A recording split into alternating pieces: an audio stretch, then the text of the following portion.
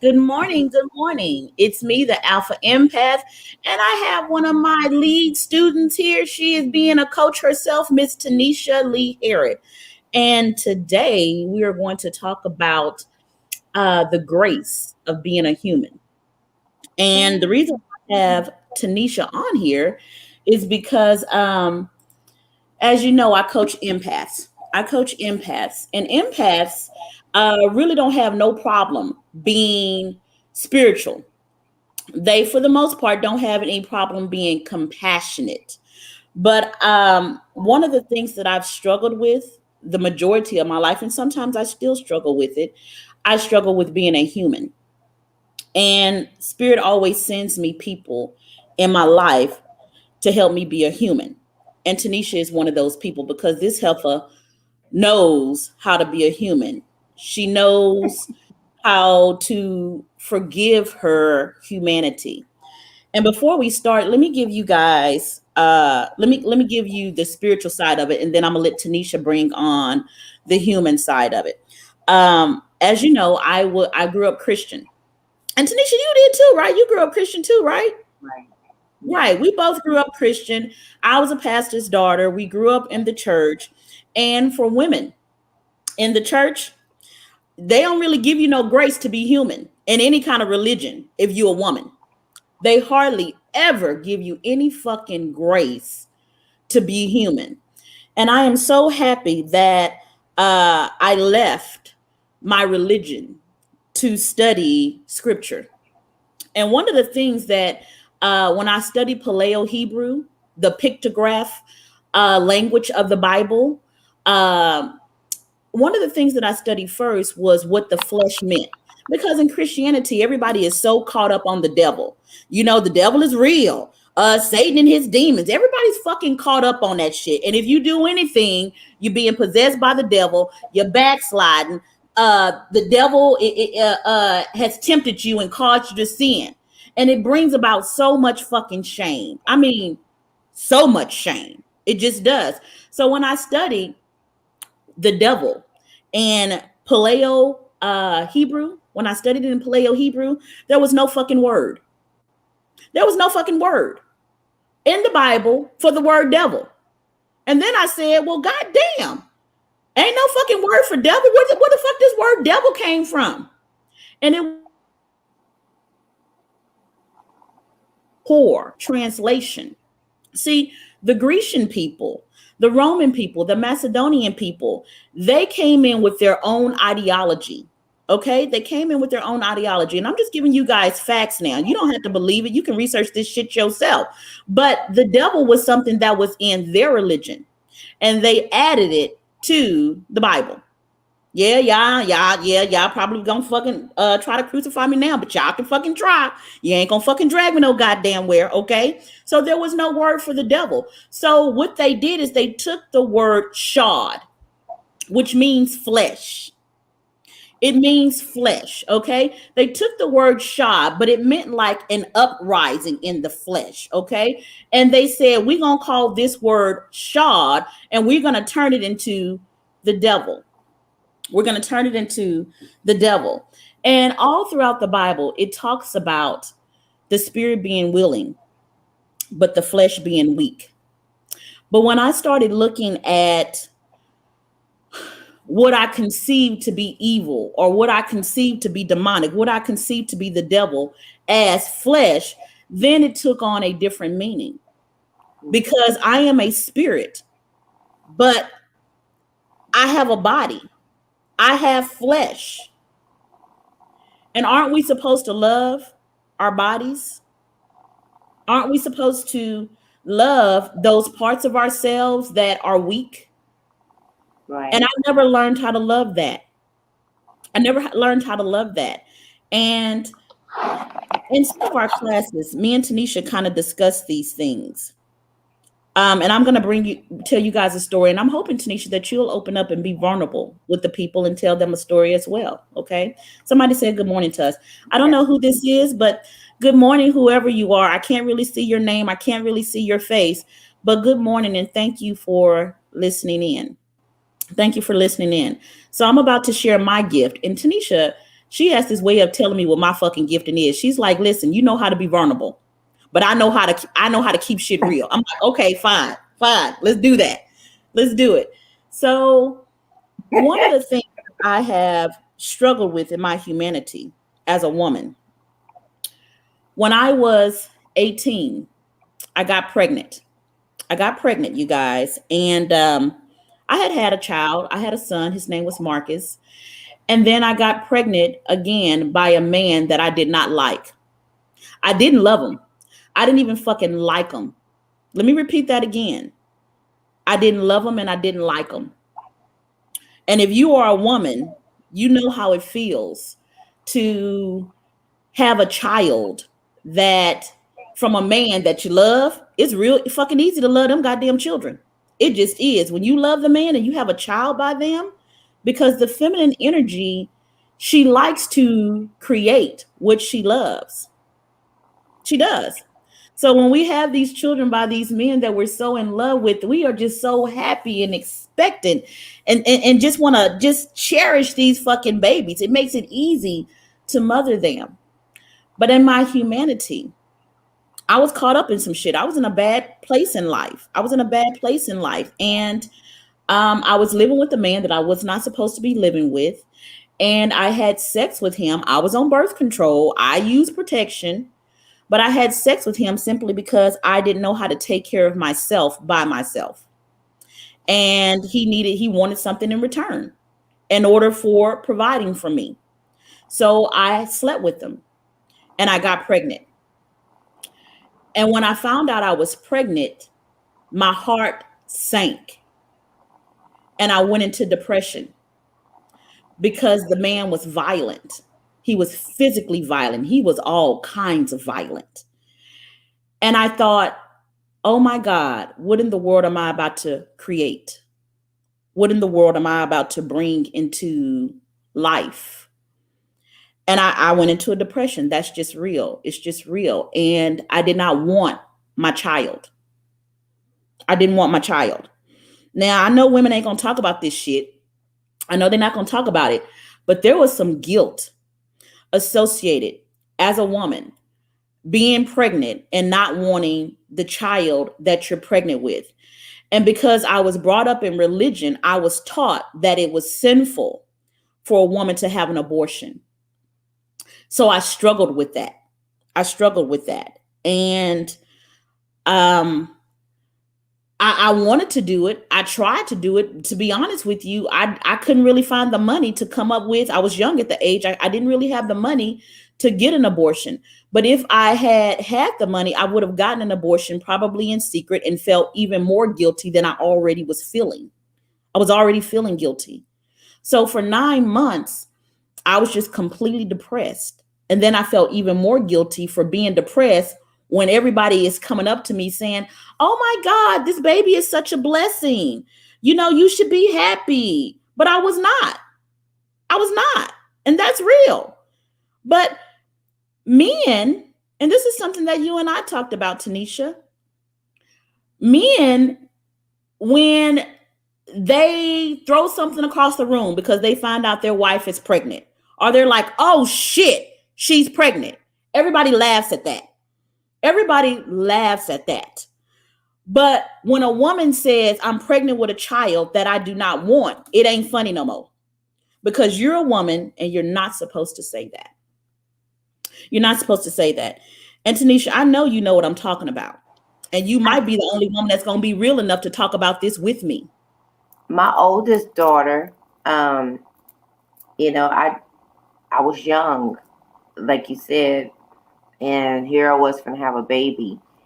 And I come from that good Southern Baptist type route. And so you have to get married. Not only did you have to get married to somebody that you was just like, how the hell this even happened? And then there was a lot of stuff because my baby came out just as black. She was so dark and beautiful. And everybody thought she's supposed to be light skinned. And my family was really tripping about that. Because she was dark? Mm-hmm. Mm-hmm. Wow. because she was dark. And I mean, but we got dark people in our family and stuff. But she came and she got darker and darker. And it was like, this little chocolate baby, you're not that dark. Why is this baby so dark? And yeah, we had that kind of tripping and stuff like that. And I Wow. used to kind of figure out, well, what am I supposed to do with this little dark baby? Ooh, shit. God damn. I never even, because as women, yeah, it's a little bit different when you have a child that your family doesn't accept. Maybe they're not pretty enough. As you said, they heard your baby was too dark. And it's a motherfucking shame that we have Hmm. to go through that kind of shit. What you were going through was something called colorism. Oh yeah. You were going through colorism, and you ain't supposed to have no feelings about that either. You're not supposed to have no No. fucking feelings about it at all. But it's hard. It is so fucking hard because a woman is expected to be happy and cheerful about everything that happens to her. Everything that happens to her. Well, it wasn't even that. You still had this 18, 19-year-old with a new baby, and then she's got colorism and every damn thing else. That will take you into a depression. It take you into a lot of resentment. Like, Yeah, it does. you know, It why does. didn't I And, get the abortion? And I could have, right. come up with the money because now I'm stuck with this kid for for help. And then she had, she was ADD. She was bad as hell. I was like, oh my god. Then Yeah. she was deaf in one ear. I was like, see, this is what the fuck I get. And when you have that old Christian Baptist or whatever, you always have it in the back of your mind that you're being um, penalized for something that you do. And so I would always think, well, that's why she can't hear in one ear, or that's why she can't this, and that's why she's dark. Wow. You felt like you were being punished for a sin. Mhm. Tanisha, I can relate to that. When I'm gonna be real with you. Yeah, once I finally told my father, who is a minister, that I was pregnant, and I was well past the abortion stage. I was probably 6 months or something like that, 7 months or something like that. And he was excited. He was one of those things, a baby is a blessing, blah, blah, blah. Okay. And he asked me, he said, well, what am I going to have? Am I going to have a grandson or a granddaughter? And I told him, I don't know. I haven't been to the doctor. And he said, oh yeah. He said, you're 7 months pregnant and you haven't been to the doctor. And I said, no, I haven't been to the doctor. And he slapped me. He slapped the shit out of me too. He really did. And he said, I don't care what you're going through. It ain't about you. Go and take care of this baby. And although I'm grateful that, he made me go to the doctor, um, but here I was, 18, pregnant with the baby from a man that I did not like. Y'all don't even understand. And then I'm still kind of a kid myself. And it's like, nobody gives a fuck about how you feel. It's not about you anymore Mhm. at all. Now it's about this baby. So I went to the doctor, found out I was having a little girl. And I'm going to be honest with you, I was relieved because I felt that if I had a little boy, the little boy was going to come out killing me. That's literally what I felt. This man was so violent. I felt like if I have this man's child is, I'm gonna wake up in the middle of the night and this man's child is gonna murder me. That's literally what I felt. That I was about to. And little did you know that a girl can do the same shit. Oh, baby, a girl can do the same motherfucking shit, If and not worse. she can do it worse. She can do it worse. But I knew Little did as a you woman, know. I did not want to recreate what I had slept with. That is what I knew. So I told my father, I said, okay, fine. I couldn't get no abortion. It's too late, but I'm giving her up for adoption. I'm giving her up for adoption. And I had her. I had her. And You couldn't do um, well, I had a Nigerian nurse, and them fucking Nigerians be pushy as fuck. They really do. Fucking pushy Nigerian fucking nurses. They do. And I had her, and she said, you need to hold your baby. And I said, I'm not holding her. I'm giving her up for adoption. I'm giving her up for adoption. And She brought the baby over to me and she said, "You're going to hold your baby or I'm going to drop her right in your arms. So you better catch her." So she gave me my baby and I didn't want to look at her. I did not want to look at her because I just knew in my head that I was going to see that man, and I just did not. I just did not. And everybody is like, "Well, look at her. This is supposed to be a happy occasion." I was not fucking happy. I was not fucking happy. And I didn't feel like pretending like I was fucking happy. I wasn't happy. But when I looked at her, Tanisha, when I looked at her, my heart flooded with love. It flooded with love. And I made her a promise. I said, "I'm going to fucking take care of you. I'm going to fucking protect you. I'm going to fucking be there for you." And I was. I protected her. I, made sure that she was safe. I got my shit together so I could be a great mother for her. But for all those years, every time I looked at her, every time I looked at her, I felt guilt. I felt That story is just like with my second child. I was on birth control. I was on that shot, as a matter I of was on fact. Depo-Provera too. Got pregnant, and I didn't want a baby. And because I was in the military at the time, couldn't get an abortion. Then you couldn't. And because of how they found out, I had failed my PT test by 2 minutes on my 2 mile run. So, and I told them I had shin splints. And so they was like, "Well, we're going to do a bone scan." And they said, "Well, we're going to do a pregnancy test before you do it." Pregnancy test came back negative. But they did a blood test. And anything between 0 and 100 is negative. It came up 4. That's negative. They said, "No, we're going to do it again." So they made me come back in 2 days and took the test again. The shit went to 60. It's still negative, but it went up. I literally have never in my life thought that I was pregnant forever.